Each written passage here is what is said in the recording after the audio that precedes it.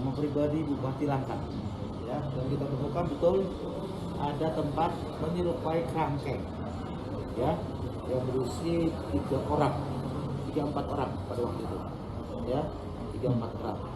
Tapi sebenarnya dari pendataan kita, pendalaman kita bukan 3-4 orang itu.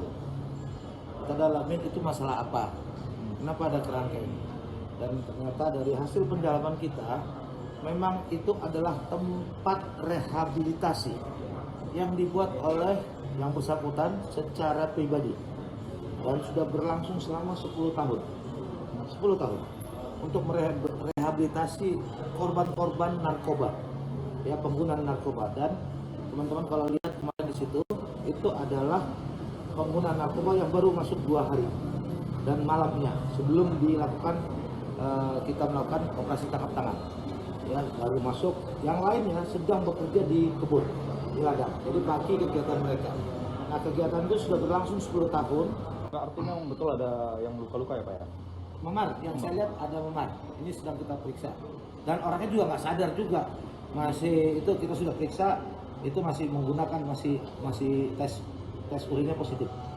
Pak, ada itu dipekerjakan untuk kepentingan si pemilik. Selama masa rehab itu mereka setelah mulai baik maka dipekerjakan. Gitu. Ada yang ke pasar belanja digunakan seperti itu dari Ini digaji ya teman?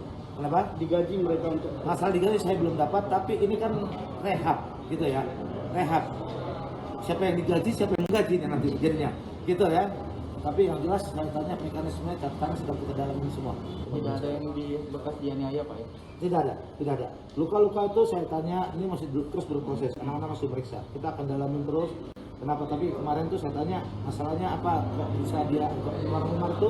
Saya tanya sama anggota yang di lapangan, itu akibat dari karena biasanya dia melawan. Kemarin tuh melawan seperti itu dan dia baru masuk 2 hari. Apakah itu ada yang Iya, makanya tadi saya bilang pribadi, ya, belum ada izinnya. Tapi selama ini saya dalamin bagaimana pemeriksaan kesehatan, siapa yang bekerja di sana. Dari penjelasannya di sana mempekerjakan warga binaan yang sudah sehat, dipekerjakan lagi di sana. Dan sebagian besar yang direhab di sana itu oleh pribadinya itu cukup baik. Yang kedua, saya tanya masalah kesehatannya bagaimana. Itu sudah dikerjasamakan dengan puskesmas setempat dan dinas kabupaten.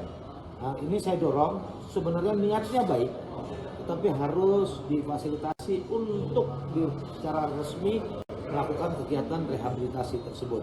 Itu gambaran dari hasil pemeriksaan kita. Ini masih terus kita dorong teman-teman BNP untuk bisa memfasilitasi itu. Ya, teman-teman sudah berkoordinasi kemarin kepada BNP supaya diajak dibina. Yang begini-begini ini harus terus. Kita tahu teman-teman sekalian, Sumatera Utara menjadi tempat nomor 1, ya, dan ini menjadi concern kita. Kita harus tumbuh kembangkan tempat-tempat rehabilitasi swasta karena pemerintah tidak mampu. Swasta pribadi yang tentu harus legal, gitu, harus legal. Jadi ini harus difasilitasi sehingga kemampuan pemerintah untuk membangun tempat rehabilitasi itu sangat terbatas.